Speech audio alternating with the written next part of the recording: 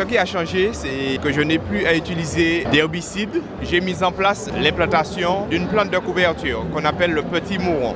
Quand ça s'est développé, ça ressemble à une pelouse, quoi. Même les gens qui passent apprécient de voir cela. Et j'ai eu beaucoup de visites aussi de personnes, même de l'Australie, qu'on a emmené voir ce que je faisais. Parce qu'il y a la préservation de l'environnement. Et puis, comme je dis, c'est un retour aux choses naturelles. Parce que la nature elle-même ne nous avait pas demandé d'herbicides. Il y avait d'autres pratiques. C'est vrai que les anciens pratiquaient ce qu'on appelait le sarclage. Il n'y avait pas d'herbicide. Mais avec soi-disant le développement du monde, on a eu recours à cela, pensant que c'était une bonne chose, mais on a constaté que ce n'est pas une bonne chose et qu'il faut retourner aux choses naturelles. Et je n'utilise pas aussi de produits insecticides. Les pièges à charançon nous permettent de maîtriser la population de charançon dans le sol. Quelles conséquences en termes de biodiversité sur votre exploitation, ces changements de pratiques? On va parler des vers de terre, puisque comme je fais un travail manuel, j'ai constaté qu'il y a beaucoup plus de vers de terre qui font un travail dans le sol. Il y en a beaucoup plus, ils se développent davantage. Dans ma propriété, j'ai beaucoup de plantes de couverture que nous avons plantées. C'est timoran. Le timoran, ça couvre le sol.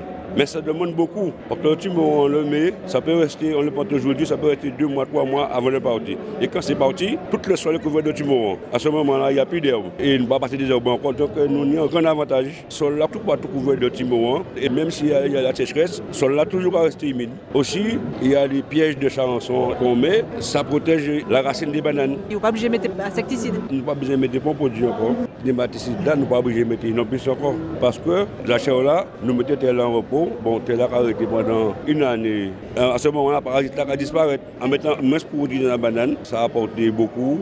On ne voyait plus les vers de terre et maintenant on les voit. On ne voyait plus de grenouilles. Maintenant il y a tout ça, même les sauterelles, ces petites bestioles-là, on ne les voyait pas et maintenant on les voit dans le sol.